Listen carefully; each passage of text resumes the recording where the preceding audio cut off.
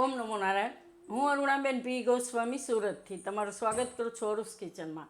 તો આજે આપણે બનાવશું કાચા કેળા સાબુદાણાની ખીચડી. તો એના સારું આપણે આ 4 કાચા કેળા લીધા છે અને 1.5 કપ આપણે પલાળેલા સાબુદાણા લીધા છે. તો સાબુદાણાને આપણે રાત્રે ધોઈને સેજ અમથું પાણી નાખીને રાખી દેવાના, એટલે એકદમ સરસ આ રીતના છૂટા છૂટા થઈ જાય, એકદમ અસલ પલળી જાય આ રીતના. થોડાક આપણે સિંગદાણા લીધા છે, મરી પાવડર થોડોક લીધો, બ્લેક પેપર પાવડર, અને તીખા મરચાં 3 મીડિયમ તીખા, બહુ નહીં, અને જીરું વઘાર માટે, અને સિંધાળું મીઠું, અને લીલા ધાણા, અને તેલ જોઈએ આપણે. તો પહેલાં આપણે તેલ ગરમ મૂકી દઉં. તો આપણે કઢાઈ લીધીશ, ગેસ ચાલુ કરશું, એમાં આપણે તેલ નાખીશું. તો અડધા ચમચા જેટલું આપણે તેલ નાખવાનું. તેલ ગરમ થાય ત્યાં સુધીમાં આપણે આ કેળાને છાલ કાઢીને સુધારી લેવું. તો આ રીતના આપણે કાચા કેળા જ લેવાના. તો એની ઉપરની આપણે છાલ કાઢી અને એના આપણે ટુકડા કરી લેવું. આ રીતની કાઢી નાખવાની છાલ. તો બધી છાલ કાઢીને આપણે આના ટુકડા કરી લેવું. તો કેળા આપણે આ રીતે કાપી લીધા છાલ કાઢીને. ને તેલ આપણું ગરમ થઈ ગયું છે, એમાં આપણે પહેલાં જીરું નાખીશું અને મરચાં. એમાં આપણે નાખીશું સિંગદાણા.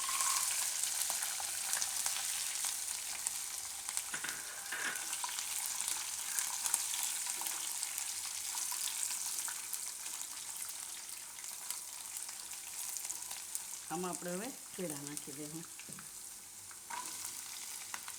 કેળા તરત કાળા પડી જાય એટલે આપણે એને સુધારી વઘાર તરત કરવાનો, એમ રાખવાના નહીં એને કાપીને.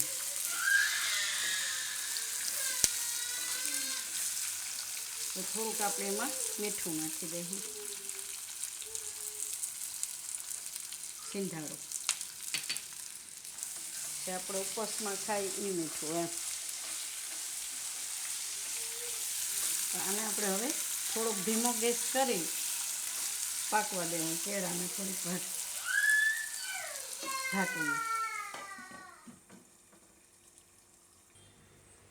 તો હવે જોઈ લઈ કેળા. તો કાચા કેળાને પાકતા વાર નથી લાગતી બહુ,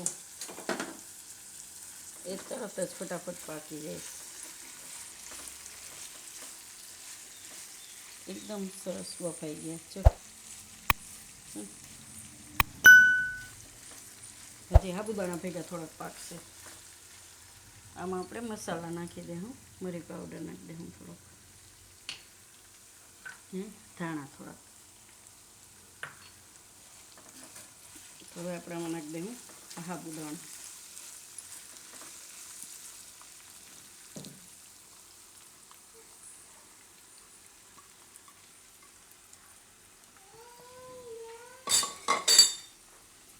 ને મિક્સ કરી લો.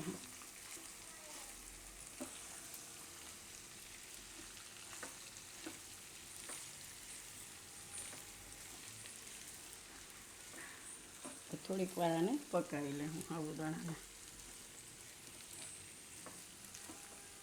વચ્ચે વચ્ચે હલાવતા રહું આ રીતે. તો આપણે સાબુદાણાને આ રીતે પકાવી લીધા છે, એકદમ સરસ. એનો કલર આ રીતનો ચેન્જ થઈ જાય, કાચ જેવા થઈ જાય. તો ગેસ બંધ કરી દે. હું થોડાક ધાણા ઉપરથી નાખી દે. હું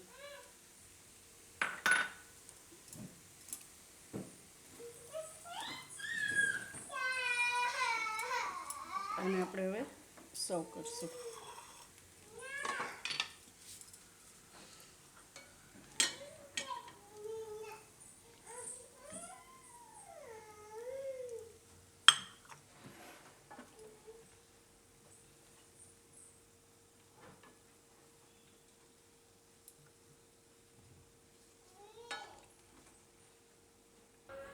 તો તૈયાર છે આપણી કાચા કેળા અને સાબુદાણાની ખીચડી. તો જો તમને મારી આ રેસીપી પસંદ આવી હોય તેને લાઇક કરજો, શેર કરજો, અને મારી ચેનલને સબસ્ક્રાઈબ કરજો, અને બેલ આઇકન દબાવવાનું ના ભૂલતા. કમેન્ટ કરીને કહેજો કે તમને કેવી લાગી આ કાચા કેળા અને સાબુદાણાની ખીચડી.